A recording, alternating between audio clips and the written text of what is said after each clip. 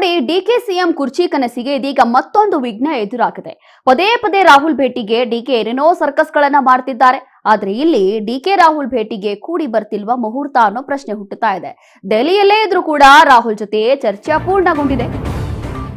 ಮತ್ತೆ ಬರಿಗೈಯಲ್ಲೇ ವಾಪಸ್ ಆಗ್ತಾ ಇದ್ದಾರೆ ಡಿಸಿಎಂ ಡಿಕೆ ಶಿವಕುಮಾರ್. ಮಾಜಿ ಸಚಿವ ಭೀಮಣ್ಣ ಖಂಡ್ರೆ ನಿನ್ನೆ ರಾತ್ರಿ ವಿಧಿವಶರಾಗಿದ್ರು. ಇದೀಗ ಈ ಹಿನ್ನೆಲೆ ಡಿಕೆ ಬೆಂಗಳೂರಿನತ್ತ ಮತ್ತೆ ರಾಜ್ಯಕ್ಕೆ ವಾಪಸ್ ಬರ್ತಿದ್ದಾರೆ ಮತ್ತೆ. ಆದ್ರೆ ಬರಿಗೈಯಲ್ಲೇ ವಾಪಸ್ ಬರ್ತಿದ್ದಾರೆ ಡಿಸಿಎಂ ಡಿಕೆ ಶಿವಕುಮಾರ್. ಡಿಕೆ ಶಿವಕುಮಾರ್ಗೆ ಸಿಎಂ ಪಟ್ಟ ಸಿಗೋದೇ ಇಲ್ವಾ ಅನ್ನೋ ಪ್ರಶ್ನೆ.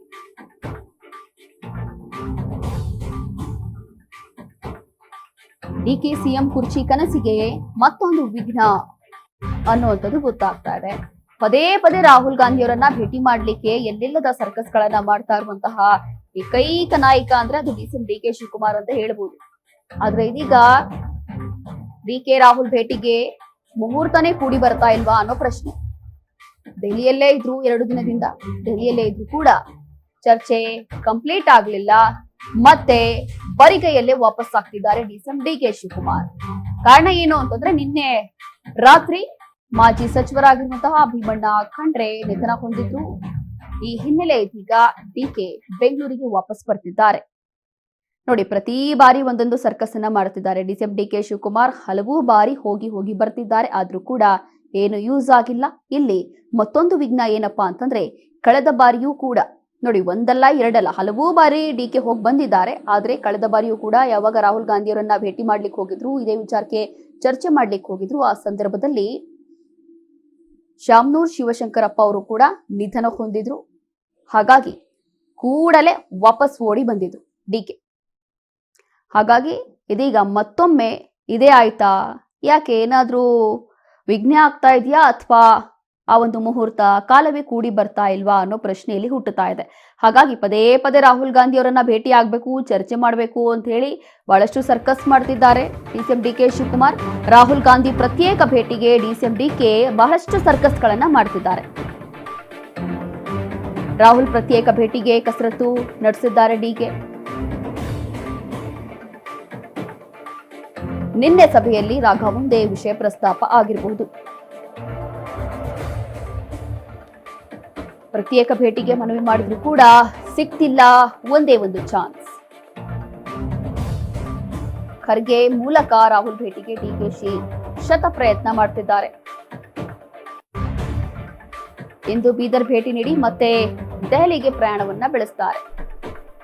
ಇವತ್ತು ಬೀದರ್ ಜಿಲ್ಲೆಯಲ್ಲಿ ಭೀಮಣ್ಣ ಖಂಡ್ರೆ ಅವರ ಅಂತ್ಯಕ್ರಿಯೆ ಇದೆ. ಹಾಗಾಗಿ ಆ ಒಂದು ದರ್ಶನಕ್ಕೋಸ್ಕರ ಡಿಕೆ ಬೀದರ್ಗೆ ಹೋಗ್ತಿದ್ದಾರೆ. ಅದಾದ ನಂತರ ವಾಪಸ್ ದೆಹಲಿಗೆ ಹೋಗುವಂತ ಸಾಧ್ಯತೆ ಇದೆ. ವಾಪಸ್ ದೆಹಲಿಗೆ ಪ್ರಯಾಣವನ್ನ ಬೆಳೆಸ್ತಾರೆ. ಇದೇ ವಿಚಾರಕ್ಕೆ ಸಂಬಂಧಪಟ್ಟಂತೆ ಮತ್ತಷ್ಟು ಮಾಹಿತಿಯನ್ನ ಕೊಡ್ತಾರೆ ನಮ್ಮ ಪ್ರತಿನಿಧಿ ಬಸವರಾಜ್ ಹೂಗಾರ್. ಬಸವರಾಜ್, ನೋಡ್ತಾ ಇದೀವಿ ಪ್ರತಿ ಬಾರಿ ಇದೇ ಆಗ್ತಾ ಇದೆ. ಕಳೆದ ಬಾರಿಯೂ ಕೂಡ ಬಹಳಷ್ಟು ಪ್ರಯತ್ನವನ್ನ ಪಟ್ಟಿದ್ರು ಡಿಸಿಎಂ ಡಿಕೆ ಶಿವಕುಮಾರ್. ಶಾಮನೂರು ಶಿವಶಂಕರಪ್ಪ ಅವರು ನಿಧನ ಹೊಂದಿರುವಂತಹ ಸಂದರ್ಭದಲ್ಲಿ ದಿಢೀರಾಗಿ ಓಡಿ ಬಂದಿದ್ರು ಬೆಂಗಳೂರಿಗೆ.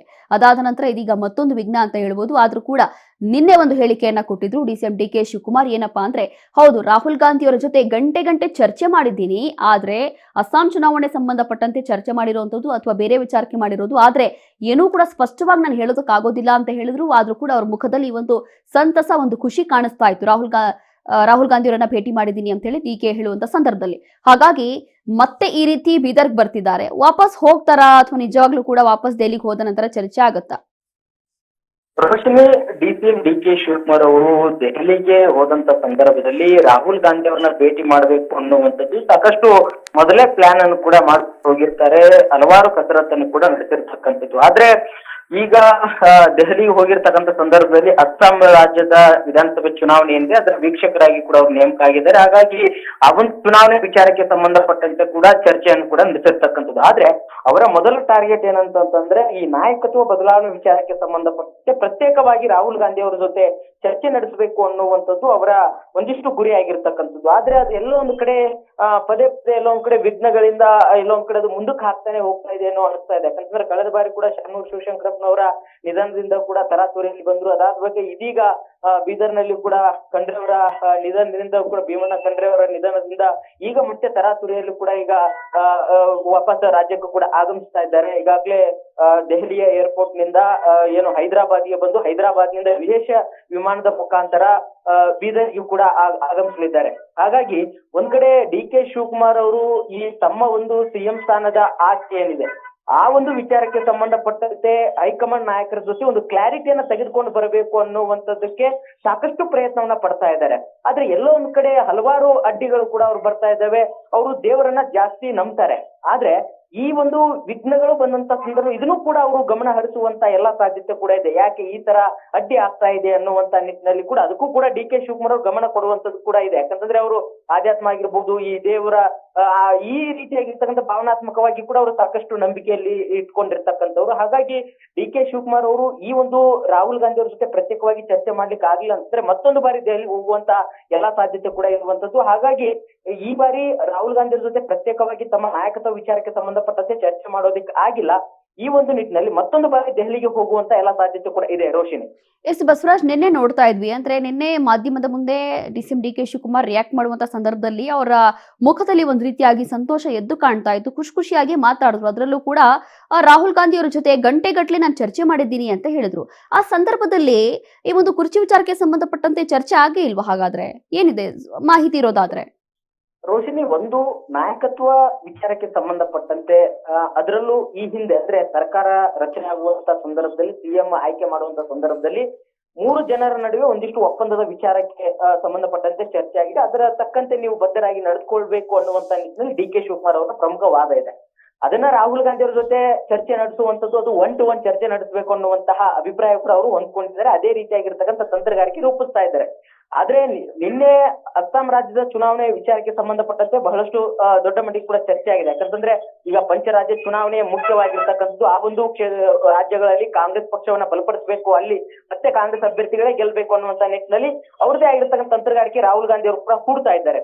ಹಾಗಾಗಿ ಪಂಚರಾಜ್ಯಗಳ ಚುನಾವಣೆಯ ಬಳಿಕವೇ ನಿಮ್ಗೆ ಒಂದಿಷ್ಟು ಕ್ಲಾರಿಟಿನ ಕೊಡ್ತೀವಿ ಅನ್ನುವಂತಹ ಮಾತನ್ನು ಕೂಡ ಹೇಳಿರ್ಬೋದು, ಅಥವಾ ಈ ಬಗ್ಗೆ ಮಾತನಾಡೋಣ ಅನ್ನುವಂಥದ್ದು ಕೂಡ ಹೇಳಿರ್ಬೋದು. ಯಾಕಂತಂದ್ರೆ ಮೈಸೂರಿಗೆ ಬಂದಂತ ಸಂದರ್ಭದಲ್ಲಿ ಕೂಡ ರಾಹುಲ್ ಗಾಂಧಿ ಅವರು ಹೇಳಿರ್ತಕ್ಕಂಥ ಒಂದೇ ಪದ ಕಮ್ ಟು ಡೆಲ್ಲಿ ಅನ್ನುವಂಥದ್ದು. ಹಾಗಾಗಿ ಆ ಕಮ್ ಟು ಡೆಲ್ಲಿ ಅಂತಕ್ಕಂಥ ಪದ ಏನಿದೆ, ಅಲ್ಲಿ ಚುನಾವಣೆಯ ವಿಚಾರಕ್ಕೆ ಸಂಬಂಧಪಟ್ಟಂತೆ ಚರ್ಚೆ ಮಾಡ್ಲಿಕ್ಕೆ ಕರೆದ್ರ ಅಥವಾ ನಾಯಕತ್ವ ಗೊಂದಲ ವಿಚಾರಕ್ಕೆ ಸಂಬಂಧಪಟ್ಟಂತೆ ಚರ್ಚೆಗೆ ಕರೆದ್ರ, ಇದೆಲ್ಲವೂ ಕೂಡ ಒಂದಿಷ್ಟು ಪ್ರಶ್ನಾರ್ಥಕವಾಗಿ ಉಳಿದಿರ್ತಕ್ಕಂಥದ್ದು. ಹಾಗಾಗಿ ಡಿ ಕೆ ಶಿವಕುಮಾರ್ ಅವ್ರಿಗೆ ಏನಾದ್ರು ಒಂದ್ ರೀತಿ ರಾಹುಲ್ ಗಾಂಧಿ ಅವರು ಒಂದೇನಾದ್ರೂ ಎಸ್ ಆರ್ ನೋ ಒಂದು ಹೇಳಿಕೆಯನ್ನ ಕೊಟ್ಟಿದ್ರೆ ಈ ಅಷ್ಟ್ರೊಳಗಾಗಿ ಒಂದ್ ಕಡೆ ಡಿ ಕೆ ಬಣದಲ್ಲಾಗಿರ್ಬೋದು, ಸಿಎಂ ಸಿದ್ದರಾಮಯ್ಯ ಅವರ ಬಣದಲ್ಲಾಗಿರ್ಬೋದು ಒಂದು ಟ್ರೆಂಡ್ ಸೃಷ್ಟಿ ಆಗ್ತಾ ಇತ್ತು. ಆದ್ರೆ ಯಾವ್ದು ಕೂಡ ಆ ತರ ವಾತಾವರಣ ಸೃಷ್ಟಿ ಆಗಿಲ್ಲ. ಹಾಗಾಗಿ ಡಿ ಕೆ ಶಿವಕುಮಾರ್ ಅವರು ಇನ್ನೂ ಕೂಡ ಅಂತಹ ನಾಯಕತ್ವ ವಿಚಾರಕ್ಕೆ ಸಂಬಂಧಪಟ್ಟಂತೆ ಚರ್ಚೆ ನಡೆಸಿಲ್ಲ ಅನ್ನುವಂತ ಮಾಹಿತಿ ಕೂಡ ನಮಗೆ ಸಿಗ್ತಾ ಇದೆ. Roshini, yes, thank you Basavaraj ನಿಮ್ಮೆಲ್ಲ ಮಾಹಿತಿಗಾಗಿ.